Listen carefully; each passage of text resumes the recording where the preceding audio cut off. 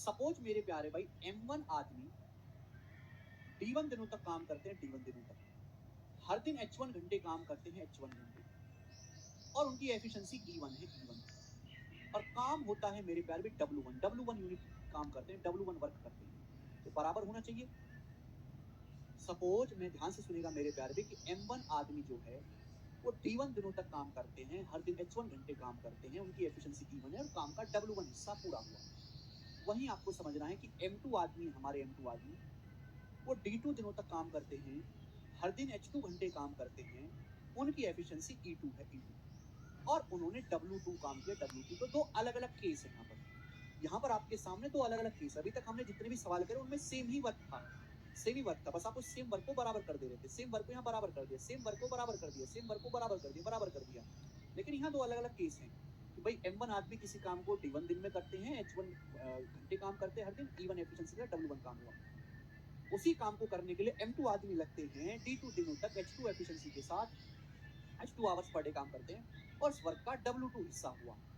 ये बराबर होना चाहिए, आप बोलोगे आंसर ये बराबर होगा। दो अलग अलग केस है। अगर मैं इन दोनों को डिवाइड कर दूं तो कोई फर्क है क्या? आप बोलोगे नहीं सर कोई दिक्कत नहीं, दोनों को डिवाइड कर दो, 10 हो जाएगा।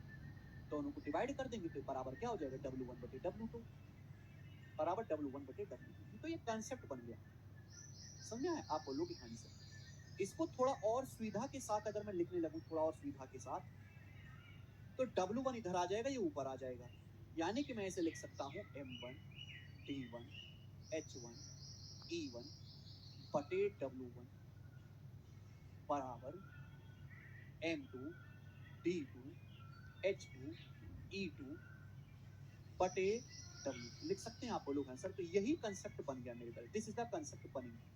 W1 नीचे आ जाएगा, ये ऊपर पहुंच जाएगा, ठीक है ना? ये ऊपर पहुंच जाएगा, इसे इनकी मल्टीप्लाई कर दो, ठीक है बच्चों? आप बोलोगे सर यानी कि अगर M1 आदमी D1 दिनों तक काम करते हैं, हर दिन H1 घंटे काम करते हैं, E1 उनकी एफिशिएंसी है, W1 वर्क किया, तो M1 D1 H1 E1 बटे W1 बराबर M2 D2 H2 E2 बटे W2। This is the concept. सवाल में जितनी जरूरत हो उतना ही लिखो। अगर किसी सवाल में एफिशिएंसी नहीं दी है तो कंसेप्ट रह जाएगा M1 D1 H1 E बटे W1। एफिशिएंसी दी नहीं है, यानी कि एफिशिएंसी बराबर है, पहले और दूसरे ग्रुप के आदमियों की एफिशिएंसी बराबर है, M2 D2 H2 बटे W2। ये रह जाएगा कंसेप्ट। अगर आपको नंबर ऑफ आवर्स भी नहीं दिए, इसका मतलब यह कि सारे आदमी सेम H1 और H2 की वैल्यू बराबर है। अगर आवर्स भी नहीं दिए तो पहले और दूसरे केस में आदमी सेम घंटे काम करते हैं, तो H1 भी नहीं आएगा। फिर मेरे दोस्तों इतना रह जाएगा आपका फॉर्मूला। तो जितनी जरूरत हो मेरे प्यारे भी, आपको उतना ही लिखना है। सभी स्टूडेंट को समझ में आ गया कंसेप्ट? आप बोलोगे हाँ जी सर आया। अब जैसे मेरे दोस्तों, पहले मैं थोड़ा आसान सवाल पूछ लेता हूं।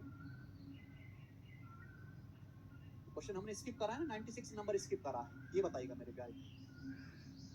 देखो बहुत प्यारा सवाल है, बहुत प्यारा सवाल है, देखते कितने बच्चे कर पाते हैं। अरे क्या समझ नहीं आया इसमें? अगर ये भी समझ में आया तो तैयारी छोड़ दो और ठेला लगा लो। क्या समझ नहीं आया कचरा लोगों का? बता तो सही सड़े आदमी की क्या नहीं आया समझ में, मुझे ये तो बता। हैं धरती पे बोझ क्या नहीं आया?